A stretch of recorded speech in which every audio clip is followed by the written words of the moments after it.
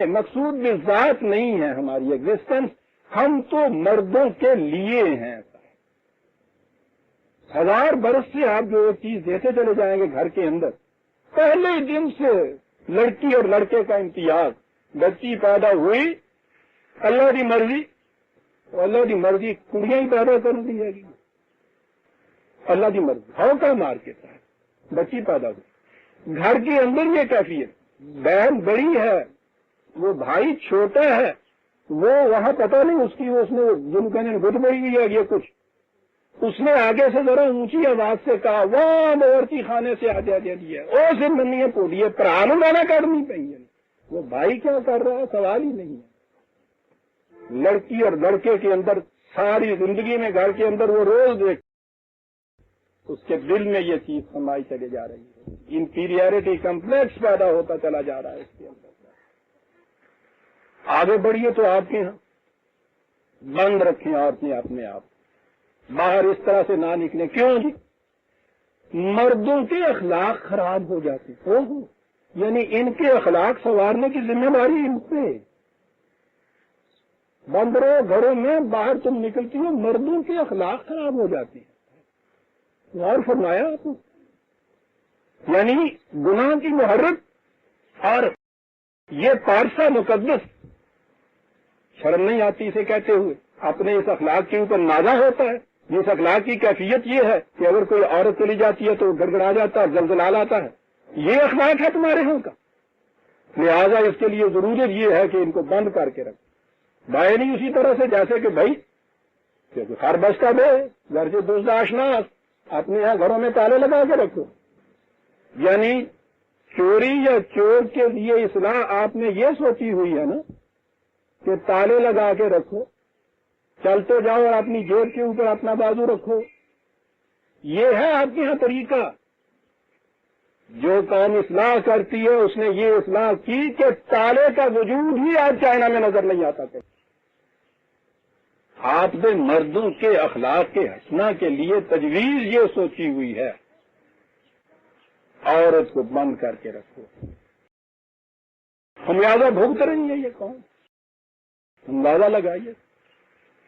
اور پھر جو اسلام بدلتا ہے پھر اس کے متعلق عورت ووٹ دینے کے لیے بھی ہے ناجائز، باہر نکلنا تو یہ کرتا ہے، ووٹ بھی یہ نہیں دے سکتی کہ صاحب یہ بھی آپ کا اسلام، اور اس کے بعد یہ بھی اسلام کے صدارت کے عہدے کے لیے بھی امیدوار ہو سکتی ہے، یہ بھی اسلام، یعنی یہ بھی پتہ نہیں چلتا۔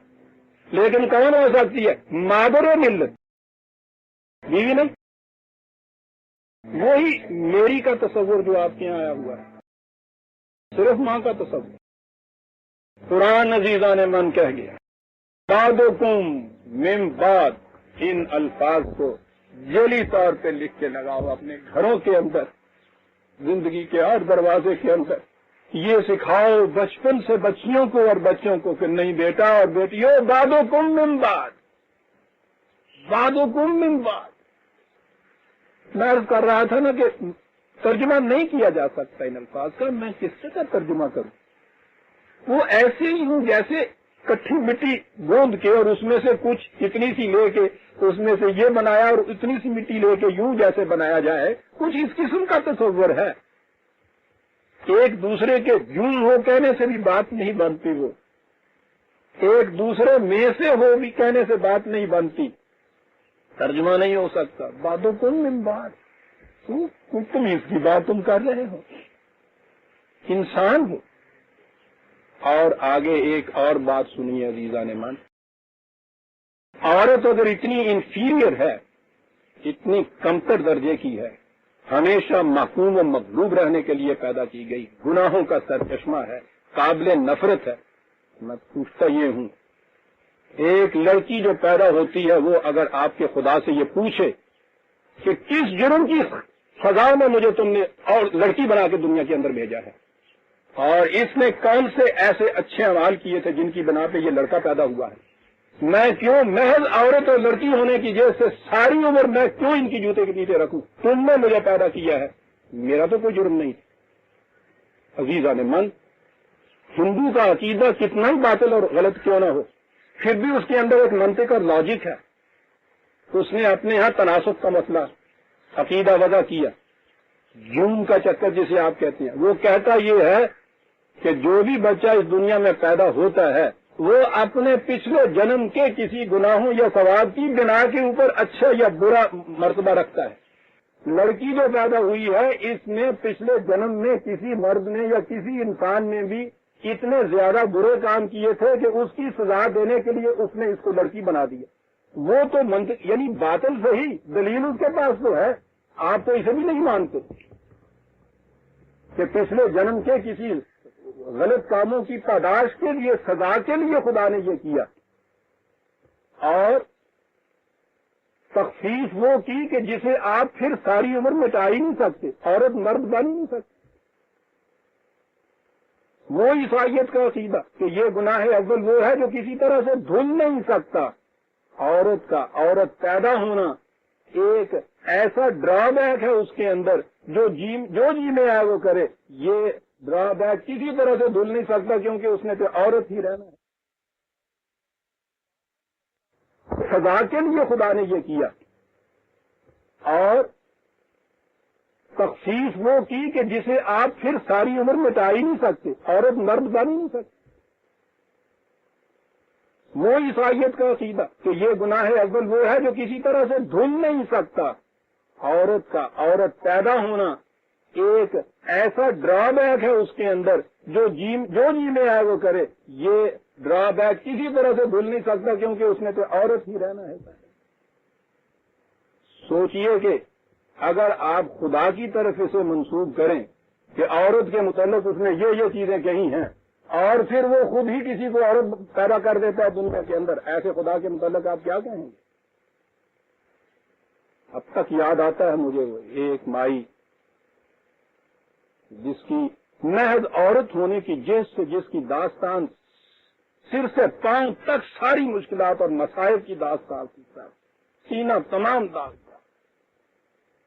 اسے جب میں نے یہ چیز کہی کہ نہیں خدا کے قانون کی طرف، اس نے یہ چیز کہی کہ آج تک مجھے خدا ہی کے احکام کے مطابق کہہ کہ یہاں تک پہنچایا گیا ہے، اگر یہی خدا ہے مردوں کا خدا وہ ہوگا، عورت کا خدا کوئی عورت ہونی چاہیے. اس نے کہا کہا کہ کیا نہ کہے وہ. نہیں میرے بھائی، قرآن کو ماننے والی قوم کو تو دنیا میں یہ اعلان کرنا چاہیے تھا، انقلابی اعلان کے بعد من ذکر او انس لا اضیع عمل عاملا منکم من ذکر او انثى بعضکم من بعض. بعضکم من بعض. خدا بننا اسے سجتا ہے. سارے تفرقات جتنے بھی تھے، تمیزات اور خصائص کی چیزیں مٹا کے رکھ لی. بعضکم من بعض. پھر میدان کون سے آ رہے ہیں زندگی کے؟ الذین ہاجروا، یہ ان میں سے جنہوں نے اس حق و صداقت کی خاطر جو کچھ چھوڑنا تھا، چھوڑنے کے لیے ضرورت پیش آئی، چھوڑ کے رکھ دیا، اس کو وطن تک چھوڑ دیا، مرد اور عورت دونوں. وَأُخْرِجُوا مِن دِيَارِهِمْ، مستبد قوتوں نے انہیں ان کے گھروں سے نکال دیا. وَأُوذُوا فِي سَبِيلِي، ہمارے راستے میں ان کو بڑی ہی تکلیفیں دی. انہوں نے کیا کیا؟ یاد رکھیے ذکر اور انثیٰ دونوں کا ذکر آ رہا ہے، مرد و عورت کا. انہوں نے کیا کیا؟ وَقَاتَلُوا، بلاخر یہ میدان جنگ میں اترا ہے. وَقُتِلُوا، ٹھیک، انہوں نے جنگ کیا، جانے بھی دی. لَأُكَفِّرَنَّ عَنْهُمْ سَيِّئَاتِهِمْ، یہ ہے وہ کہ جن کی جو چھوٹی چھوٹی لفظیں ناہمواریاں زندگی میں ہو جاتی ہیں، ان کے یہ بڑے کارنامے ان کے لیے زیادہ وزنی ہو جاتے ہیں، ان کا پلڑا جھک جاتا ہے. وَلَأُدْخِلَنَّهُمْ جَنَّاتٍ تَجْرِي مِن تَحْتِهَا الْأَنْهَارُ، اور ایسی زندگی کے اندر سدا شاداب رہنے والی زندگی، اس میں ان کو داخل کیا جائے گا. ثواب من عند اللہ، مرد اور عورت دونوں کا ذکر چلا آ رہا ہے. خدا کے ہاں سے ریٹرن، واللہ عندہ حسن الثواب، اور جو ریٹرن خدا کے ہاں سے ملتی ہے کتنی حسین ریٹرن ہوتی ہے، مرد اور عورت دونوں کے لیے. عزیزان من، قرآن کہتا ہے. ہاں اس نے کہا بات چلی آ رہی تھی حق اور باطل کے تصادم کی، ٹکراؤ کی، مقابلے کی.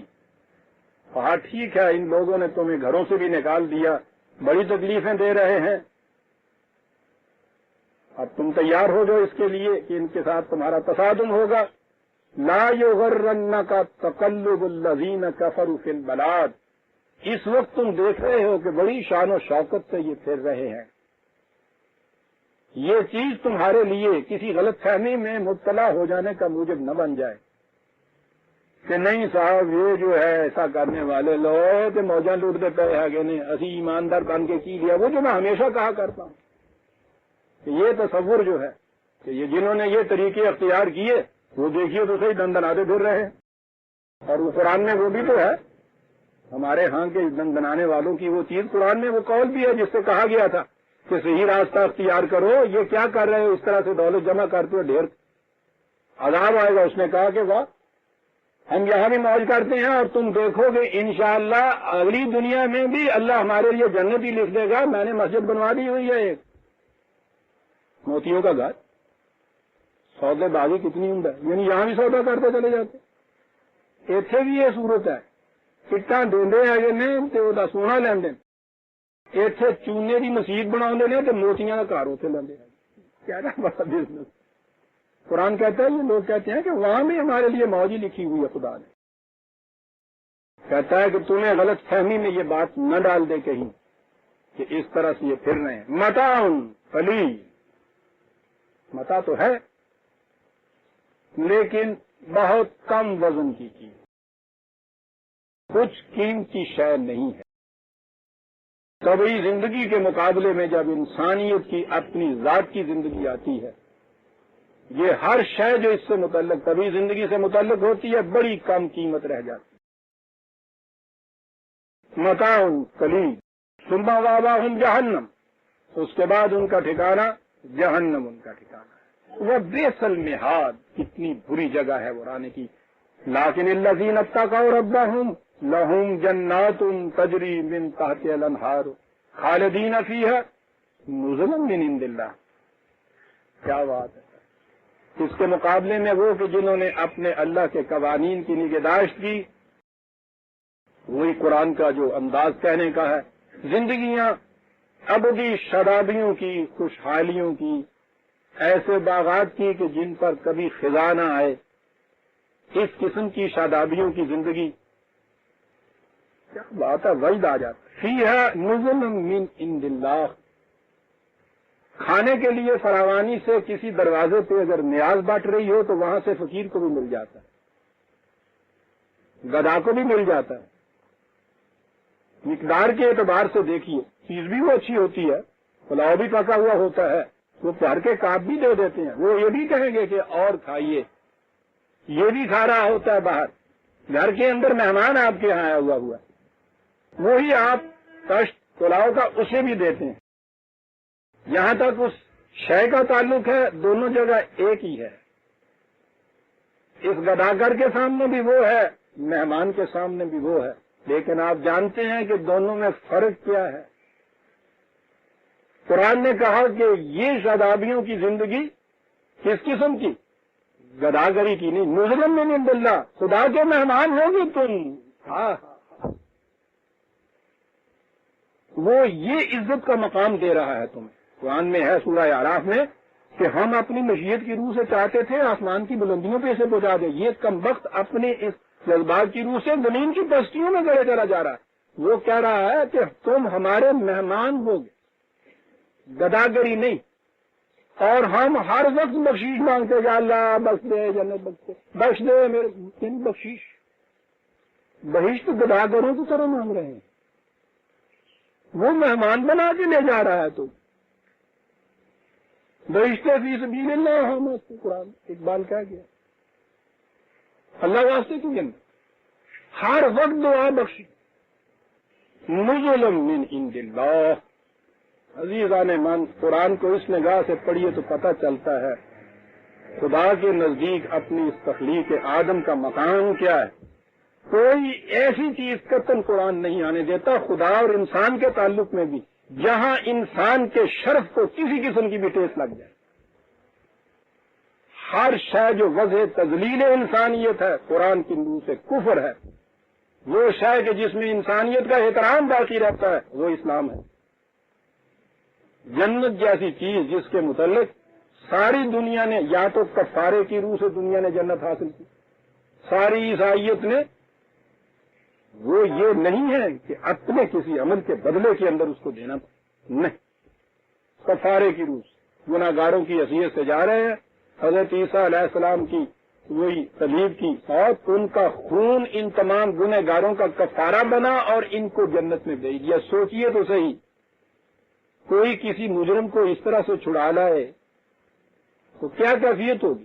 ٹھیک ہے اس جیل سے تو وہ چھوٹ آئے گا، لیکن ساری عمر کے لیے جس تذلیل کی زنجیروں میں یہ جکڑا جائے گا یوں چھوٹ کے آنے والا، یا تو انہوں نے کفارہ کہا یا خود خدا کے ہاں سے بخشش کے طور کے اوپر جنت مانگتے رہے۔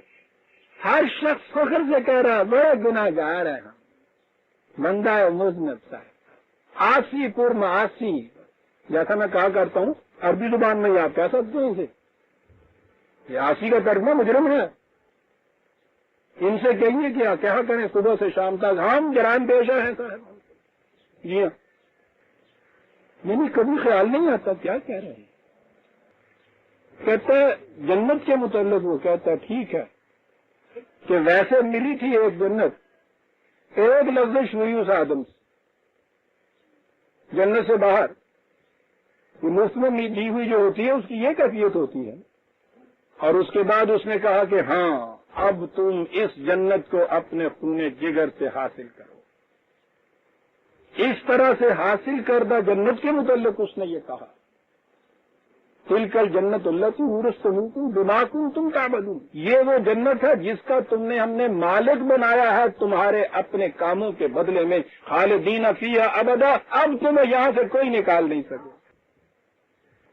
ہاں بہشتے کے خدائے بت و بخشت ہمہ ہیچ تا جزائے عمل پست جنات چیزیں ہست، جچتے نہیں بخشے ہوئے فردوس نظر میں، جنت تیری پنہاں ہے تیرے خون جگر میں۔ یہ وہ جنت حاصل کی ہوئی ہوتی ہے جس کو وہ کہتا ہے مالک بنا دیا ہم نے تمہیں، اس کا تمہیں کوئی نہیں یہاں سے نکالے گا، خالدین فیہا ابدا، تم نے تو اس کو خریدا ہے، حاصل کیا ہے، یہ مقام ہے عزیزان میں۔ نزلا من عند اللہ، مہمان نوازیاں تمہاری ہوں گی خدا کی طرف۔ وما عند اللہ خیر للابرار، لیکن ہے یہ کن کے لیے؟ لفظ ابرار ہے یہاں، عجیب عجیب الفاظ قرآن لاتا ہے۔ در کے معنی ہوتا ہے کشاد، وسط، زندگی ایک تنگ نظری کی زندگی ہوتی ہے، گھٹن کی زندگی۔ کبھی ایسے انسان کو سامنے لائیے جو بڑا ہی تنگ نظر ہو، گھٹن اس کے اندر ہو۔ عام طور پہ یہ جتنے لوگ اپنی ان نمازوں اور روزوں سے تقوی اور پرہیزگاری سے نیک بنتے ہیں نا، ان میں ہمیشہ یہ تنگ نظری اور گھٹن ایک پیدا ہوتی ہے۔ آپ دیکھیں گے ایسے دوسروں کو یوں دیکھنا، ذلت کی نگاہوں سے دیکھنا، بڑی تنگ نظری کی کیفیت ہونا۔ قرآن اس کے مقابلے میں جنت میں جانے والوں کی جو خصوصیت کی بتائی، خاص طور پہ ابرار، وہ کہ جن میں وسعتیں ہیں، کشاد ہے گاہوں کے اندر، قلب کے اندر وسعتیں اور کشاد پیدا ہونے بارش سے ہے یہ لفظ، صحراؤں جیسی وسعت ہیں جن کے اندر ایسا ہے۔ یہ وہ لوگ ہیں جو جنت میں جائیں گے، ہمارے مہمان بن کر یہاں آئیں گے۔ اور یہ وہ جنت ہے، پہلے یہ کہا گیا تھا یہودیوں کا یہ عقیدہ کہ جو شخص بنی اسرائیل کے ہاں پیدا نہیں ہوا، اس نسل میں پیدا نہیں ہوا، وہ جنت میں نہیں جا سکتا۔